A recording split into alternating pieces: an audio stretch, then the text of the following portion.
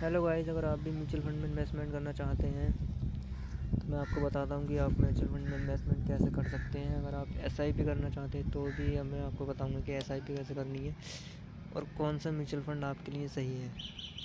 आप सब बहुत सुना होगा यूट्यूब पे सब जगह म्यूचुअल फंड सही है, म्यूचुअल फंड सही है। आप म्यूचुअल फंड में इन्वेस्टमेंट कैसे कर सकते हैं। यहाँ पे मैंने देखो 3 म्यूचुअल फंड में एक एसआईपी है, 2 लमसम इन्वेस्टमेंट कर रखी है। तो यहाँ पे अगर आप भी ऐसा करना चाहते हो तो आप इसमें कर सकते हो। जैसे मैंने यहाँ पे axis growth opportunity fund direct में इसमें एसआईपी करी हुई है।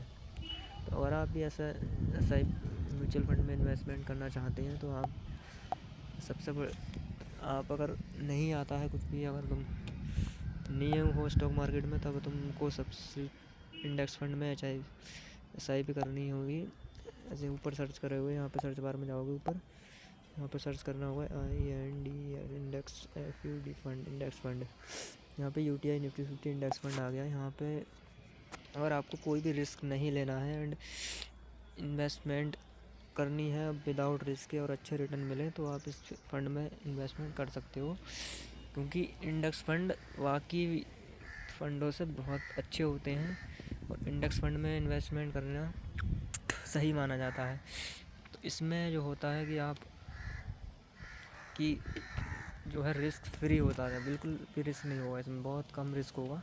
क्योंकि इसमें जो पैसा लगता है वो डायरेक्ट इंडिया के, जैसे निफ्टी 50 का इंडेक्स है ये, तो इसका निफ्टी 50 में इंडिया की टॉप 50 कंपनी में आपका पैसा लगेगा। अगर इंडिया की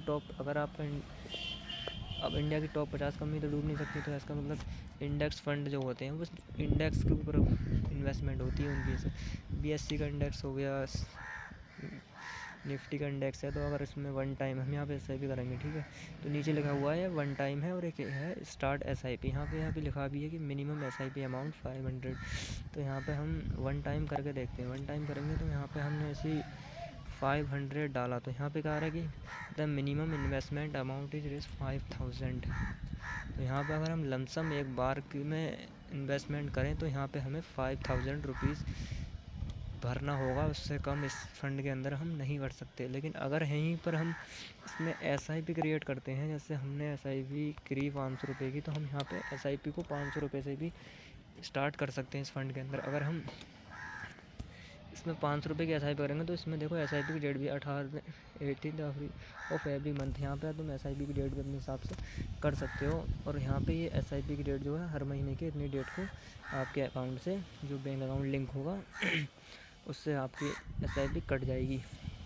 तो अगर आपको लमसम अमाउंट डालना है तो इसके अंदर आपको 5000 एक बार में देने होंगे। और अगर आप एसआईपी करते हो तो इसकी इन्वेस्टिंग हम 500 रुपीज़ से भी स्टार्ट कर सकते हैं। तो अगर आपको थोड़ी नॉलेज है स्टॉक मार्केट के बारे में तो आप अच्छे फंड देख सकते हैं। एंड अगर आप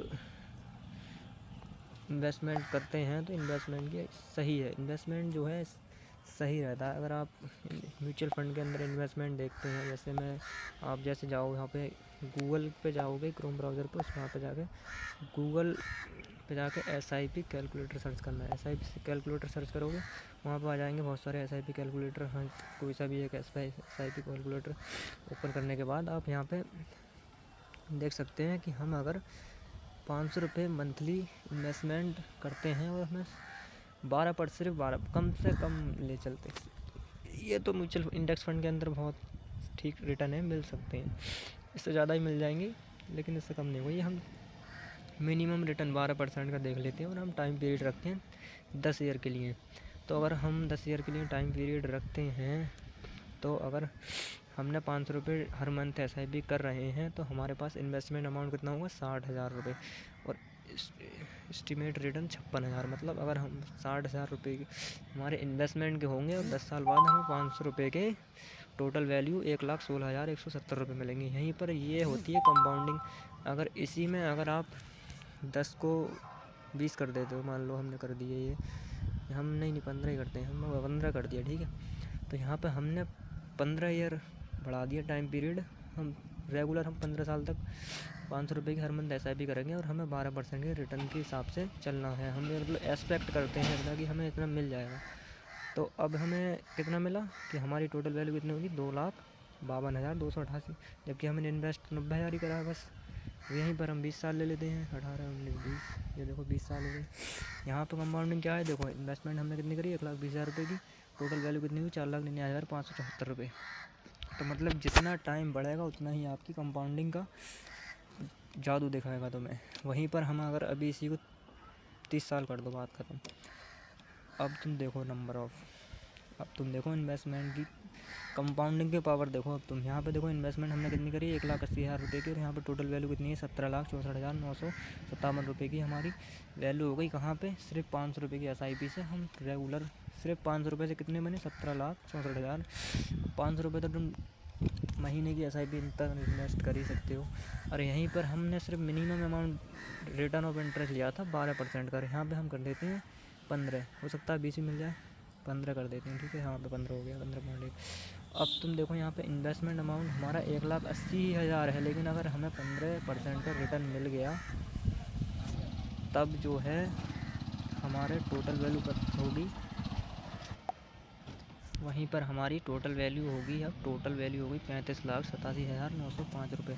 मतलब हमने इन्वेस्ट तो उतना ही करा, मतलब अब हमें सिर्फ 3% का रिटर्न और मिल गया, तो हमारी इन्वेस्टमेंट डबल हो गई। मतलब इन्वेस्टमेंट वही है, हमारी रिटर्न जो है डबल हो गए। 17 लाख थी, 17 लाख से डायरेक्ट 35 लाख। ये है कंपाउंडिंग के पावर। अगर आप म्यूचुअल फंड में इन्वेस्टमेंट करना चाहते हैं तो आपको डिसाइड करना कि आप कितने समय के लिए इन्वेस्टमेंट करना चाहते हैं, और अगर आप करना चाहते हैं तो क्या गोल है, अपना गोल सेट करिए एंड उसके बाद इन्वेस्टमेंट करिए। उसके बाद अगर आप लंबे समय के लिए, अगर इस स्टॉक मार्केट के अंदर अगर तुम्हें आना है तो लंबे लॉन्ग टर्म के लिए सोच के आओ, क्योंकि यहाँ पर जल्दी कुछ नहीं होता, सीखना पड़ता है, उसके बाद सब कुछ होता है। यहाँ पे मैं म्यूचुअल फंड में मैंने यहाँ पे इन्वेस्टमेंट 300 रुपये करे थे, 310 रुपये का मुझे रिटर्न मिल चुका है। ये मैंने इन्वेस्टमेंट इसलिए करी हुई है कि मैं आपको बता सकूँ कि हाँ अगर इन्वेस्टमेंट कैसे होती है। अगर आपको मैंने ICICI prudential Nifty 50 direct index direct plan growth, HDFC Sensex, S&P BSE Sensex direct plan growth,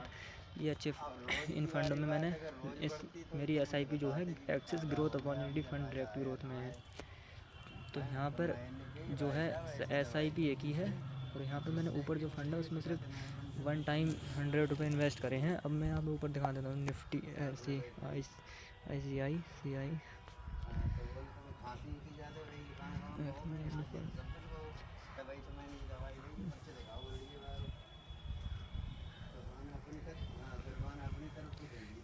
Nifty 50 index fund, ये है इंडेक्स फंड। अगर यहाँ पे हम तुम 1 टाइम भी इन्वेस्टमेंट करोगे तो यहाँ पे तुम 1 टाइम के लिए 100 रुपये कर सकते हो। यहाँ पे तुम्हें इन्वेस्ट नाउ पे करना है, यहाँ पे पे कर दोगे, बात कुछ नहीं करना, बस आपके पैसे इन्वेस्ट हो जाएंगे। यहाँ पे जिस भी बैंक लिंक होगा इस ऐप के साथ, उसी बैंक अकाउंट से आपको पेमेंट करनी है। अदरवाइज़ किसी बैंक अकाउंट से पेमेंट नहीं होगी। तुम यहाँ पे अगर तुम इसमें SIP करनी है तो यहाँ पे तुम स्टार्ट SIP पे करोगे। यहाँ पे तुम अमाउंट डाल दोगे, कितने रुपए हमें 1000 तुम अगर 1000 रुपये हर महीने इन्वेस्ट कर सकते हो। 1000 डालो, 500 डालो, 100 डालो, जितना भी तुम्हारा बजट है उस हिसाब से तुम महीने की SIP कर सकते हो। उसके बाद अगर तुम्हें इन्वेस्टमेंट करनी है तो तुम सिर्फ इंडेक्स फंड में ही करना, और अदरवाइज़ ऐसे फंड में इंडेक्स फंड मतलब रिस्क फ्री होता है। इसमें मतलब तुम्हारा रिस्क फ्री हो जाओगे, तुम टेंशन फ्री करते रहोगे, तुम्हें एक्सपेक्टेशन जो होगी वो मिलेगी ज़रूर। अब यहाँ पे SIP मेरी एक SIP चल रही है 100 रुपये की, ठीक है। मैंने यहाँ पे सिर्फ जस्ट करी है, वो आपको दिखाने के लिए, ठीक है। यहाँ पे नेक्स्ट ड्यू डेट 15 दिसंबर 2022 यहाँ पे दिखा रहा है कि अगले 15 दिसंबर को मेरी SIP जो बैंक अकाउंट से कट होगी। तो यहाँ पे एडिट SIP है, जो भी है सारा कुछ यहाँ पे दिखाते हैं। यहाँ पे ऊपर लिखा है कैंसिल SIP, यहाँ पे तुम SIP को कैंसिल भी कर सकते हो।